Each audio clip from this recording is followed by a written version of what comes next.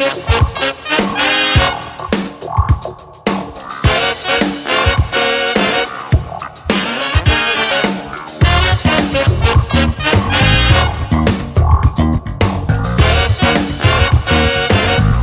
welcome to another episode of Tammy's Takes, where hot topics meet a little bit of humor. So, today's episode is talking about consent. Why are we still talking about consent, y'all?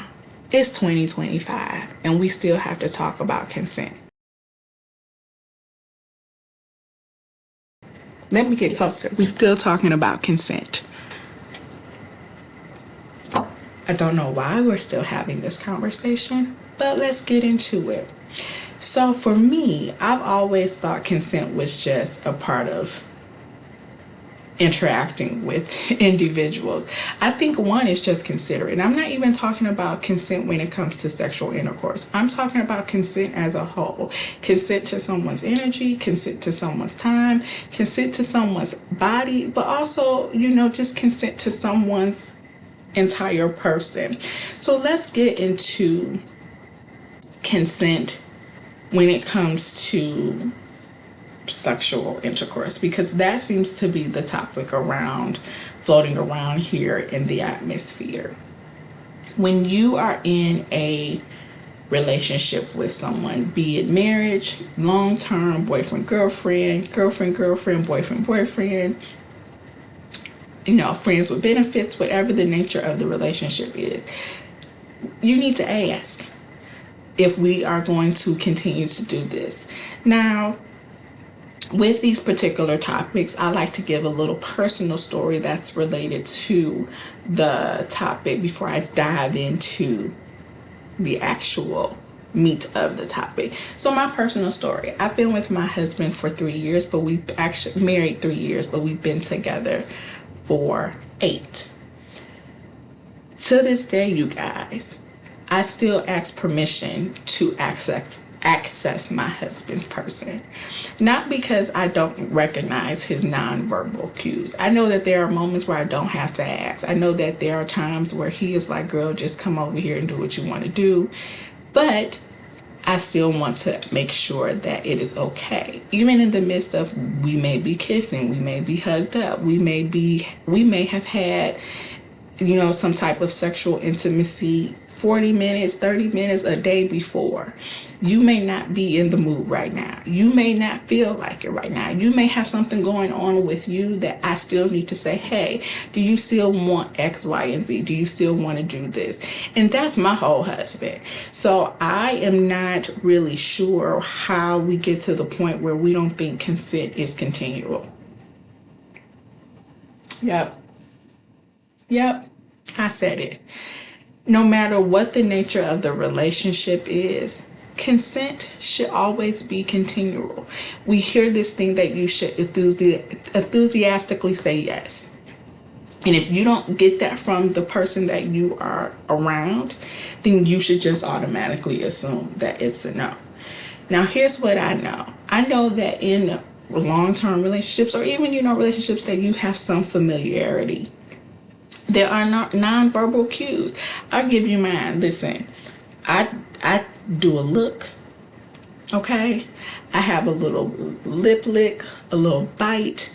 My husband knows, like, okay, yeah, she want me to touch her. She want to be hugged up on, without having to ask me, because I gave you a nonverbal cue. But that came with being together for a while. That came with learning each other's verbal cues, and even still, I might want you to ask, because I might have bit my lip. I might have gave you a little come hither, but I still need you to be like, hey, so you want to? Yes. And in the midst of it, if you see me tensing up, if you see my body shifting, my body language has changed, you may want to be like, hey, I noticed, something's going on. Do you still want to continue? That take, what, 5 seconds to ask? Like, did you ask though? That's all we trying to get people to understand. Like, just a little question. Is this still good for you? Do you still want to do this? Shall I continue? Do you like this? Hey, do you mind if I? These are all good consenting questions. And if the answer is, I don't want to do that, or you know what, I don't like this, let's do this a certain way, or no, I can't do it that way, so you need not to do it. All of those are no's. Even if you see a person nonverbal, no, like, you want to get in, see that right there, that's not a face of try to convince me.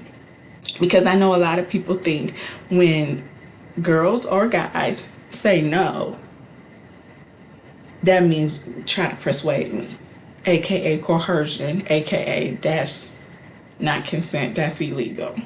You shouldn't have to coerce anybody to do something that they want to do. If I want to do something, you ain't got to convince me. You ain't got to convince me enough if I really want to do it. So if I'm a little, apathetic about it, I have some apprehension, you might be like, you know what, let's hold off, let's figure it out. Now, I have personally got rejected after having asked questions, and I think that's the problem with why some people do non-consensual activity or get people non-consensual attention. They have the thing with their ego where people can't tell them no. It's a sense of entitlement. And I'm here to tell you, you don't have a sense of entitlement to anybody's person. People can say no to you. You can get rejected, and it's okay. It's okay. Get rejected. If that person don't want you, somebody else will. That person is probably not saying no at all. They're just probably saying not right now, not today, not in this particular moment. Especially if y'all have had relations before, it's probably not even you that they are trying to reject. They just probably don't feel like getting into that mode right now. And if it is a you thing, then that can be a question. When I got rejected, y'all, my follow-up question was like, was everything okay? Is it something that I did to make you feel like we can't go further? Let's have a conversation about it. Let's converse. And in that conversation, it opened up some dialogue about our interaction and opened up a little bit more dialogue on what he wanted, his needs, and how his needs can be met, and also mine. How could we come together to make the intimate parts of our lives better? Now, here's the other thing about consent, because consent is just not about sex as well. You need to be asking people permission for just access to them in period. And that's friends, family, or romantic relationships, even work relationships. You need to consent to my energy, my time. Okay? You can't just assume just because we've had interactions before that I even want to see you. So yes, I need to say, hey, do you mind if I come over? Hey, do you mind if I touch you here? I have a friend, my best friend. She has an aversion to people being in her personal space. She does not like that. It makes her feel, crowded. It makes her feel, a little bit uneasy. And so even being her friend for almost 20 something years. Now there are moments where she automatically is going to be like, girl, give me a hug. Hey, girl, hey. But then there are other times where I'm like, do you need a hug right now? Do you need me to come over? Do you need to be around people? Because I still need to consent to have access to her, even though we've been friends for 20 years. So even in that interaction, which is not romantic at all, I still need to get consent from her to be in her space, because it is still her space. And sometimes I don't think we think about that either. We think, oh, because we're friends or we're family or we have familiarity, I'm entitled to this type of interaction with this person. And that's just not always true, you guys. I think we need to start understanding that consent is just consideration. And I think when we think about it that way, I'm being considerate to you.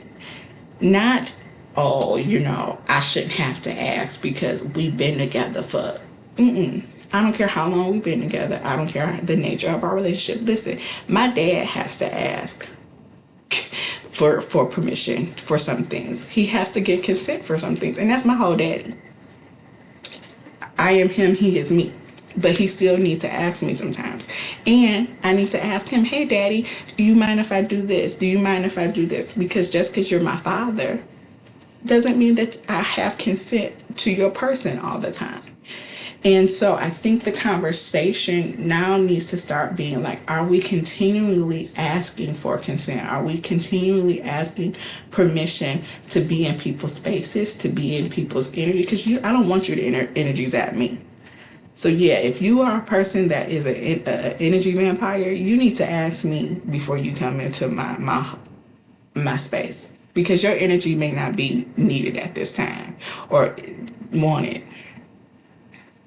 You also need to ask me not only about my sexual access, but just my access in general. Do you want to touch do I want you to touch my body? Because, like, case in point, back in the 90s, where, grabbing a girl's booty, grabbing a girl's hand and pulling her here or whatever the case. And guys, I don't mean to pick at you guys for the consent conversation, because I know women also grab men without permission. I saw a woman a couple of years ago grab a man's whole entire junk, and he just kind of stood there like, what am I supposed to do with this? And her comment was like, yeah, I told you he got big D energy. Didn't know this man from Adam. But she felt like it was okay to violate him, essentially. She didn't get consent from that man. She just grabbed his stuff. We was in the library. This wasn't even the club. I was taken aback. But what I'm saying is, like, consent. Maybe if you would have asked him, like, hey, me and my friends are having a conversation. I know this may be random, but you look like you know what you're doing. Maybe I can get your number so I can figure it out. Make it cute. Keep it cute. She didn't do that. She just grabbed this man's stuff and embarrassed him, essentially. And that's how it used to be back in the day. You would grab a girl's butt, smack her on the butt, or grab a girl and pull her to you. And what was she supposed to do? Most girls just let it happen. And they would nervously laugh, because what else can you do but kind of giggle it off, because no one's going to say this is wrong. So you have to kind of be like, okay. Now me personally, and the girls that I hung with, you smack me on the butt and I didn't ask for it, you getting smacked back. We both gonna have non-consensual hands on each other. I didn't ask for my butt to be smacked. You didn't ask for your face to be smacked. So now we even. That was me and my homegirls, because we never played that. You don't touch me unless I ask you to touch me.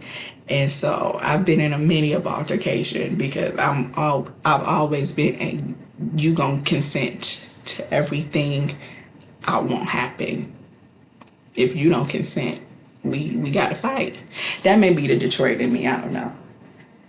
Is that a Detroit thing? Or I don't know, because I'm not a hood chick, but you touch me without my permission, you can't touch back. Because I feel like you touched me without my permission. Now I'm permitted to smack you in your face or make you understand that you was wrong. I don't do it now because I'm a woman of a particular age. It could be, I don't know if my butt is smackable. I mean, my butt is still smackable, but don't touch me. I'm probably mean mugging you. And then I got a ring on my finger, so maybe you like, I can't do that to her because she clearly is somebody's wife. But I have had somebody grab me and try to pull me to them recently. And I was like, no, thank you. I'm married. Let me just say this right off the bat. Oh, you just said you're so beautiful. Say it with your mouth. You're so beautiful. Thank you. Good day. You ain't got to touch me to say that. So I just need people to understand that consent is a continual thing.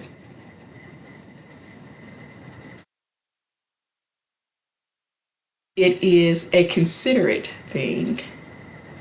And it's something that in the year 2025, I don't understand why it's so complicated, where we understand no means no and yes means yes. And that isn't all aspects of life.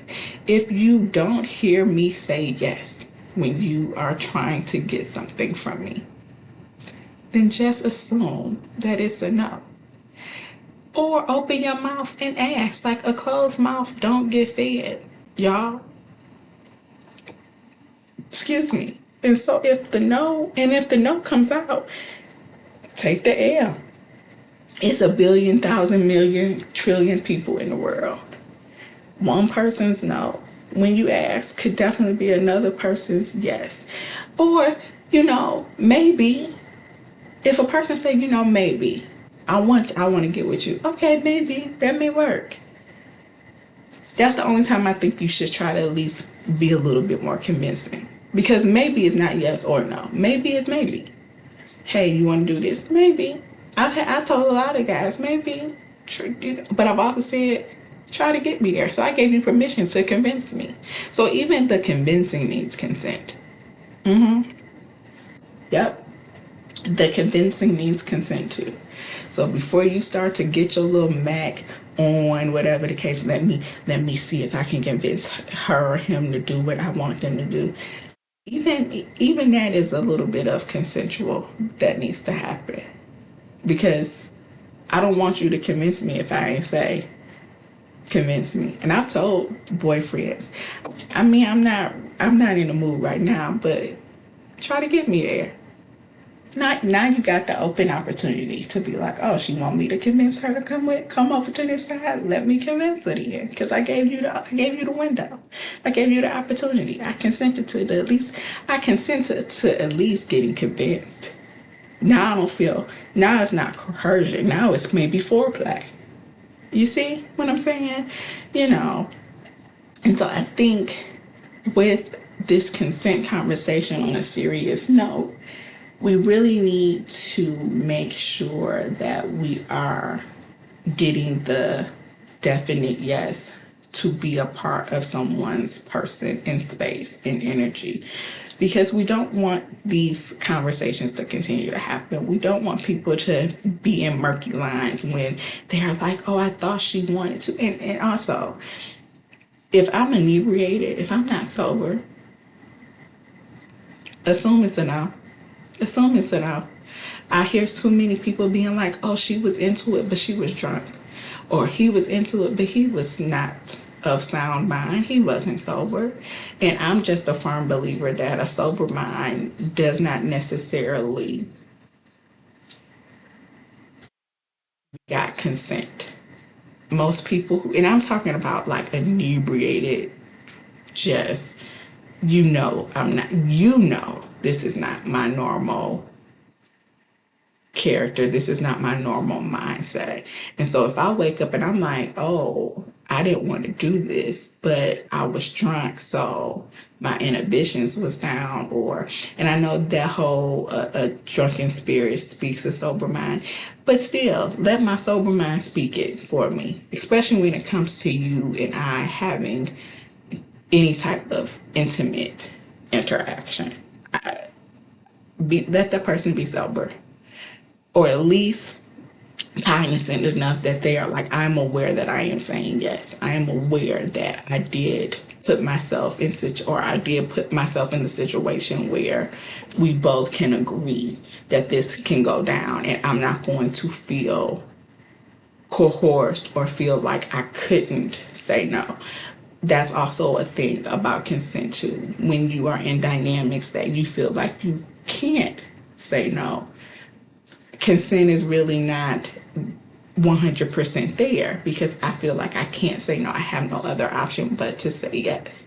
In this dynamic, if I say no, I'm going to either get hurt or harmed, or I'm going to be in the position where I'm going to have to give it up anyway. So I might say no in a fearful way. And even if that's there, that's not consent.